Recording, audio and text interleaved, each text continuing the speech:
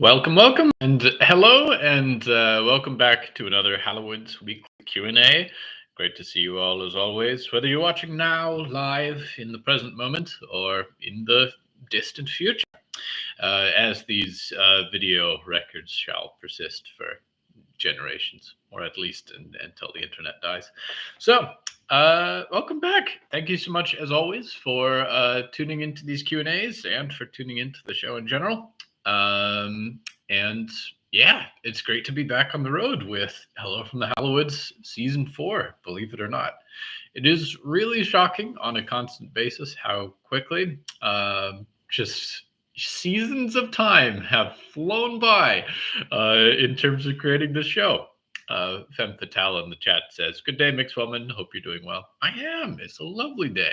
It is threatening to storm here in Halifax, which is the usual weather that you can find in Halifax. And also, I've spied a river otter outside today. I didn't know otters frequented my neighborhood. That's wonderful news.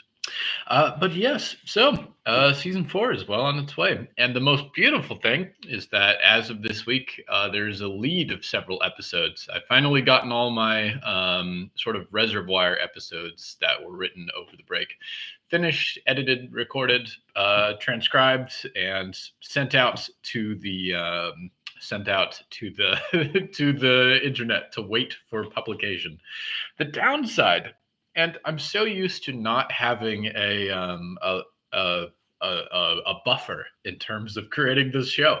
Most of season 3 was created like the week that it came out, due to horrible time mismanagement on my part, which meant that creating it was just a very difficult process. It's one thing to have to create a 40-minute, 50-minute piece of content. It's another to do it when it is due sometimes tomorrow. So definitely one of the goals for this season, and one of the reasons this break has been so long, in addition to tackling projects like 100 Eyes in the Dark and pushing that through the next stage of edits, was hopefully to work ahead on the show a little bit and be able to approach the season with a bit more of a relaxed and thoughtful and sort of calm production schedule. And that is definitely one of the hopes. It doesn't hurt that the average episode length has come down to what it was originally in season 1, which was episodes of about 20 to 25 minutes. Whereas by the end of season 1, we were really looking at 40-minute episodes every time. And then by the end of season 3, we were looking at 50-minute episodes, more or less frequently. So definitely, I'm happy to have scaled back to a shorter episode, at least for now.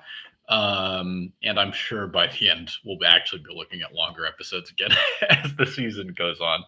Unfortunately, once you start really getting into a story, the shorts get longer and longer. But in the meantime, it's refreshing to get to work on something that is a little bit novel in format. As you've probably gathered by now, there's a lot of unanswered questions with this season. There's a lot of, I shouldn't say with this season, I should say with the 2 episodes of the season that you've been given so far. And especially a change in the format, a change in the setting, a change in the world, a change in the water. There's a lot of shakeups that it has been so much fun to watch people grapple with varying degrees of confusion and acceptance and frustration and denial, which is just it's a wonderful display of fervor, one way or the other. So whether you love it or hate it, Hello from the Hallowoods is continuing on, and it will be so much fun to watch all the pieces kind of come together. Because there is so much that we have yet to kind of explain and account for and cover and explore and tie up, and there's a good bit of it coming, especially this set of first 4 episodes. As usual, I like to work episodes in sets of 4. So hopefully some more answers that you all are anxious for will start to come together by the end of that 4. But honestly, that's what this whole season is for, is kind of giving you things to piece together and having a little bit of a sort of an experience over this set of 30 episodes. And it'll be a little bit of I think both something different from the past seasons we've done, and then something that will be different from the future seasons that we do. I don't. This format is, very specifically for this story that we're telling over these 30 episodes. It might not be the way that the show is for the rest of it. But the format will change depending on what the story we're presenting is, and it is a fun story that we've got to present in the rest of the season. Femme Fatale in the chat says, I still can't get over the amazing line from the recap episode. They don't add anything to the story. They're just cute. I love Nolan and Riku so much. It's just become one of my favorite running bits out of seasons 1 through 3 and probably onwards. That in the background of all this chaos and drama, they're just sort of resolving domestic issues, finding a house, working out their relationship mistrusts, figuring out ways to move forward through conflict, and generally just unbothered by the changing nature of the world or all the doomsday events that are going on. I love it. It's a great bit. And to be honest, Nolan and Riku were one of the first sets of characters really to materialize for the Hallowoods. They were born of a creative writing class prompt a couple of months before I started writing the rest of the Hallowoods. But after writing a kind of a first draft of what really would be their introductory story in Hello from the Hallowoods, it was like, oh, these two are too good. They have to keep on with their little storyline as it goes. And the Hallowoods really was sort of the perfect landscape for them to find some place to dwell. So we do have some questions, both questions from the chat. Feel free to pop them in, and I will, of course, attend to those as best I can. And then on top of that, we have a couple of ones from the Ask Box as well. The Ask Box is not overly crowded today, so we probably will take our time with these. Leon asks, your writing is so beautiful. Thank you, Leon, very much, very kindly. Do you have any advice on how to develop your own writing style? Yes, I would frankly not. I think it is best done by not worrying too much about it, and also probably best done by reading a bunch of stuff, reading books, and also maybe the occasional film, but I find mostly writing style tends to come from books over film. But that said, you're really looking out for two things, I think. Your writing style already exists, and it is the style in which you write. I think a lot of times when people ask how to develop my own writing voice, my own writing style, they're looking for the things that will make it distinctive or set it apart. And that's going to come naturally as you continue to write. It can be in the very obvious elements. I think a lot of what we think about it is like the actual narrative candor, more or less. If you look at say the series of unfortunate events, these are books with a very distinct writing style, and it's a distinct writing style because our narrator is in and of himself a character named Lemony Snicket, which is not the true name of the author, I do believe. And within the character of Lemony Snicket, there's a lot of sass about the world and a lot of odd rabbit trails into riddles and puzzles and complex explanations, and then circling back to the story. And this is a really egregious example of having a voice within the narrative that talks a lot about what it wants to talk about, and in its own way defines kind of a character. And through this character, we see the rest of the world. Most authors are not going quite to Lemony Snicket extremes when it comes to their writing voice. But if I had to think over to, any recent examples, We could take, for instance, the one that's popular on Tumblr, or was for a while. I imagine it still is. The Gideon the Ninth slash Harold the Ninth slash Locked Tomb series. Especially in the first book, one of the things we find about the author's writing style is that it's very irreverent with its metaphors. There's a lot of kind of almost lyrical slapstick that's going on.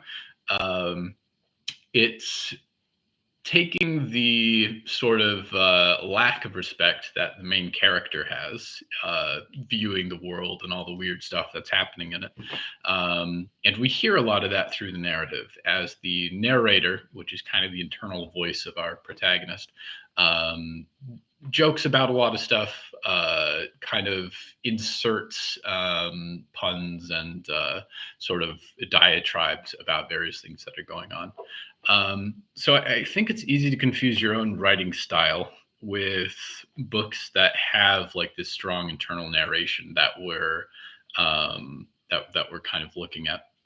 I think in terms of your actual own writing style, read a lot of books, pilfer anything that you like.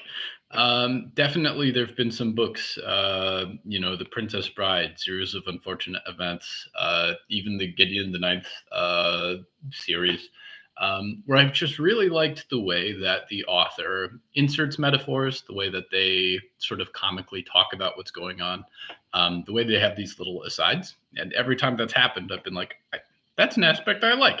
I'll channel that a little bit when I write my own narrators, my own characters that need to have that internal voice. And the way that I do it is going to be quite different than the way that they do it. But I take points of inspiration from the kind of things that I like to read. And for you, that might look a little bit different. That might look like a more editorial voice that you get out of some very nice personal essays. If we look at voices like Shirley Jackson, I love just the kind of often very grounded, often very sort of mundane voice that she has when writing like these kind of horrific things that begin to unfold. Um, so, in short, I don't think, though, it's something that you can specifically try to design too well, unless it is like something that is obviously tied to a character.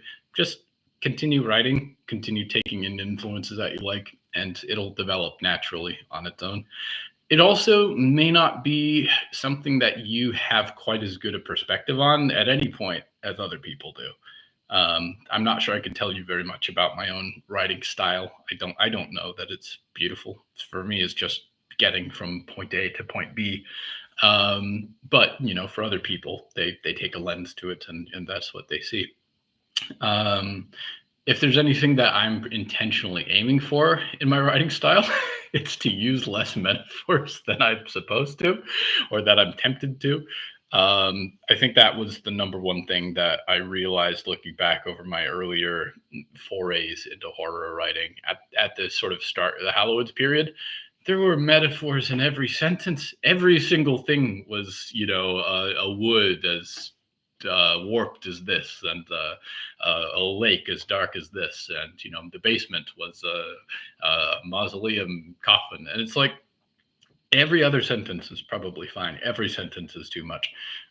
So I think I've toned down the laboriousness of my prose a little bit, and I'm trying to do less like 5-minute forays into description where I describe a lot of things and use a lot of confusing, flowery prose and lose the audience. So that's really like the main thing that I focus on when it comes to writing voice. A lot of it will just develop naturally as you keep writing. And I think even if you listen over 3 years of writing practice, which is essentially what the Hallowoods has been, you'll find that it's changed quite a bit over that time. I think in particular, one thing that can help is knowing what you're writing for exactly.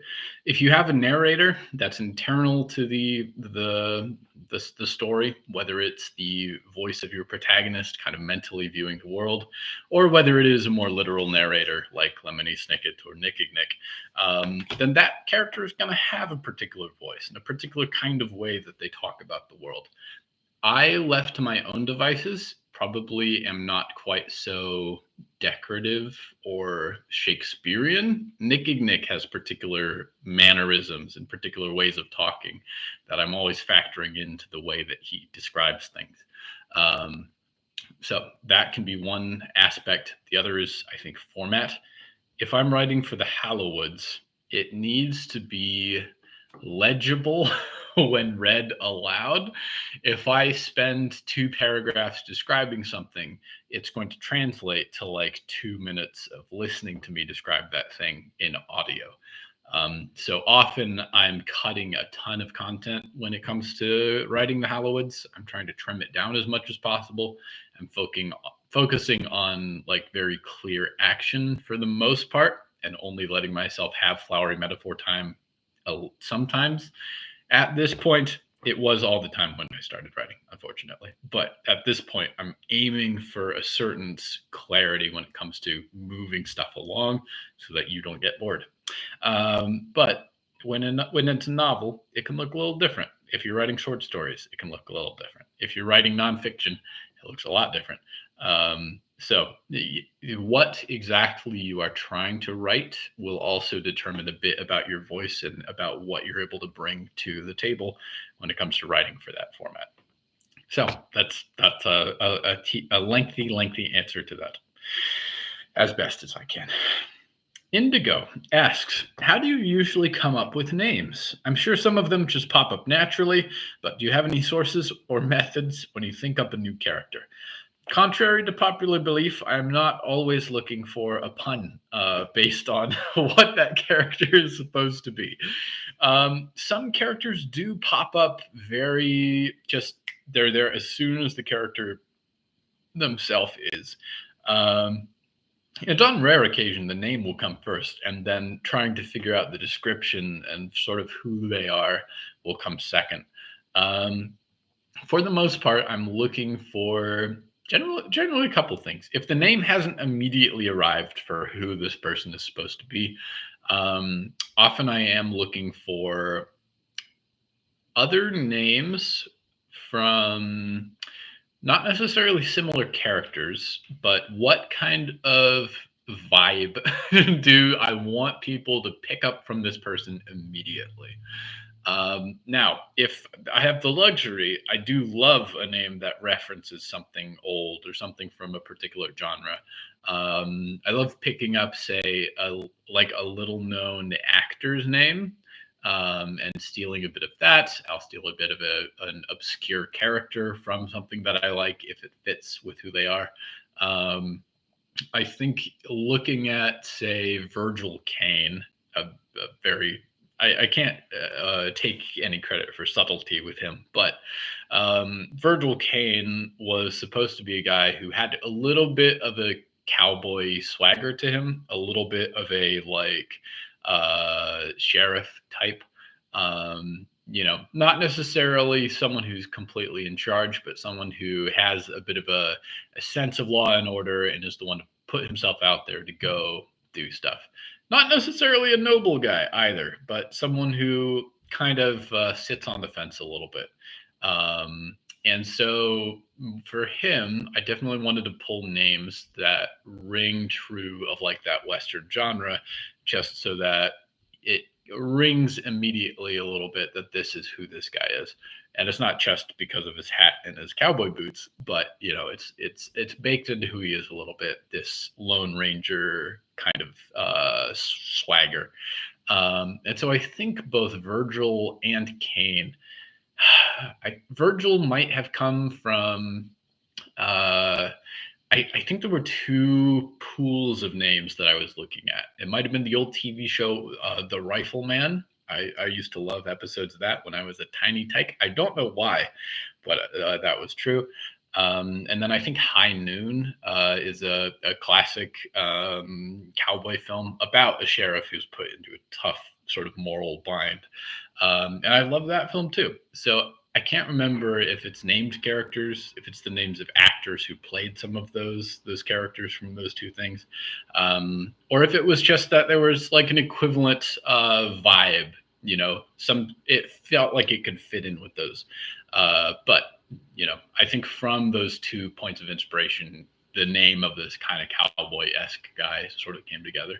Um, Another thing that I'll look at if there isn't like a pop culture equivalent that I'm trying to parody. Sometimes it'll come from just looking up lists of names by region, looking at where certain characters originated and what names would have been popular in that area during a particular time period. Could be a great jog to the memory as well. I think that's where Duckworth came from originally. Just looking at a list of surnames for, I want to say it might have been Boston or Massachusetts, and just sort of looking for any that caught my eye out of that particular family of names, and Duckworth was there, and that was like, oh, that's sort of the perfect one for this offbeat family. Um, so in general, like there's a couple of different ways to tackle it. Some like Milo and the Venus will just be boom, it's there. It's also a terrible reference. There's so many in the Hallowoods that are just uh, bankrupt. But that said, sometimes those show up just as soon as the characters do. Other times it takes a little bit more looking for inspiration in wherever it seems like a relevant group of names might be, and kind of going from there. Sometimes they do struggle a little bit as well. I remember there's been a couple where it took a little bit of it took a little while and a little bit of sometimes swapping names a couple of times throughout the process to really land on the one that stuck. Um, and part of that, kind of the unspoken rule, is that it has to be fun to say aloud. It has to have a certain kind of rhythm to it, and hopefully a rhythm that will fit the personality of that character. I have a lot of leeway for the Hallowoods. Most, I think, pieces of fiction don't have such a disregard for reality, a like so much reference and so much root material like tied up in horror genre fiction, in general pop culture. There's a lot of things that are referenced as kind of part of the formula of the show, by the Hallowoods.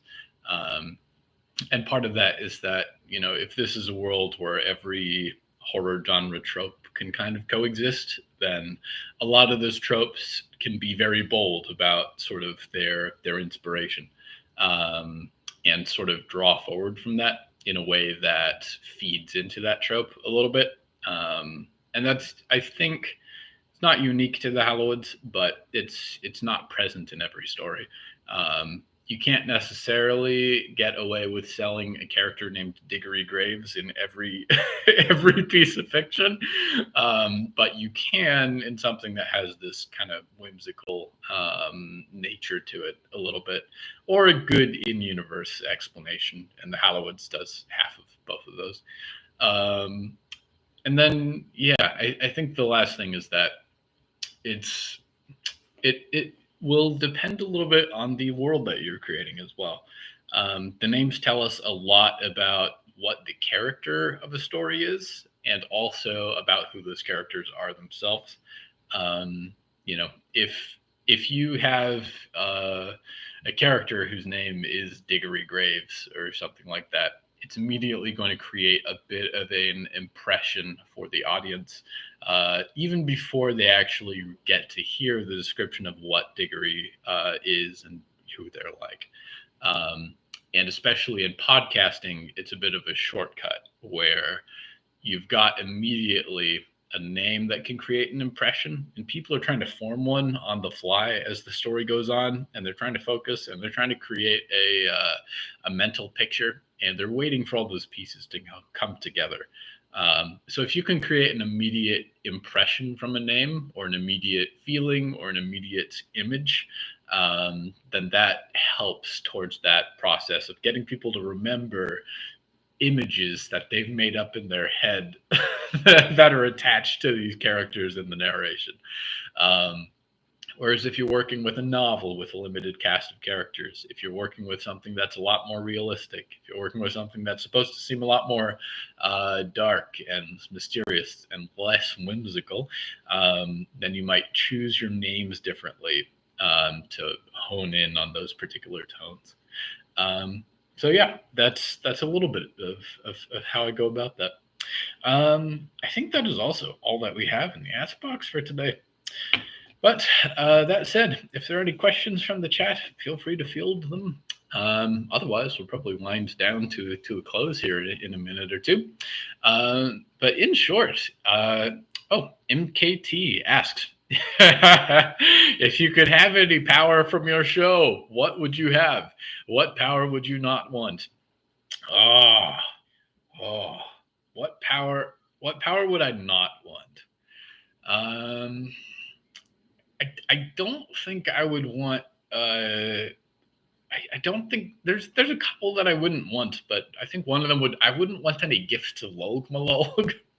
Grug has undergone some drastic changes in the third season.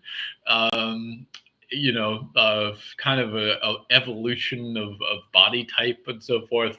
It's become very swole. I don't think I want any like froggy bodybuilding achievements from Log. That would be, I think, some of the worst. I wouldn't want most of the Downing Hill powers, to be honest. Almost every one of them would be pretty bad in its own ways. Some of them would be fun. Some of them would be just rough to learn. I think if you have the power that Olivier's song does, it takes a lot of discipline and a lot of experimentation and a lot of learning to get good with that. And you create a lot of collateral damage in the meantime. So I don't think I would want most of the Downing Hill power sets. I would not mind Mix Morels just being infused with living mushroom, living fungus matter. That would be great. Not be a little bit immoral, a little bit of a gross mushroom museum keeper. Something poetry of decomposition that suit me pretty well. I love mushroom characters for that. Yeah, I think there's many powers you would want to avoid out of this world setting. And there we see their burdens a little bit. But there are some fun ones out there too. And especially some of them do have their upsides. Olivier Song's sort of wind propelled flight. I love that. That would be so much fun if you had a good grasp on it. As long as you solve the icing problem. But I think that will bring us fairly close to the end here. The show goes on. Episode 3 comes out in a couple days for the new season. And we're going to keep rolling on. Honestly, episode 4 is the one I'm really excited for you all to get to. But, you've got a week and a half to wait on that. And new episodes arriving on the page by the day. So the show is on the road. Thank you so much for returning to the Hallowoods after its 4-month absence this time around. Thank you for tuning in. And enjoy as slowly but surely you get more pieces of paper to string together for how this season is going to go. Until next time, everybody, enjoy the journey and see you around the bend. Take care.